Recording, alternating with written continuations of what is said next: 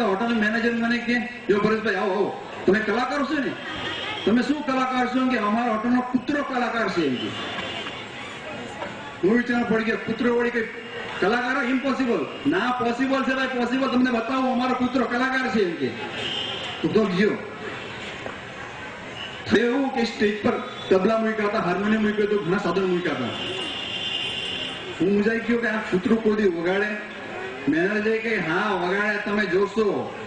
મેં કીધું કયો તમે ઓર્ડર કરો કૂતરાને કે વગાડે. કૂતરાને બોલાવો ટોમી કમાન કમાન. કૂતરો મારો બેટા આવ્યો બસતો બસતો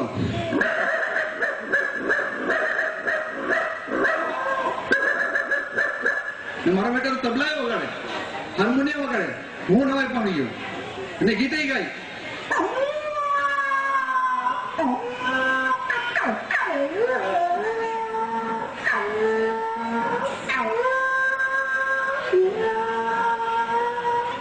હું મુંજાઈ ગયો.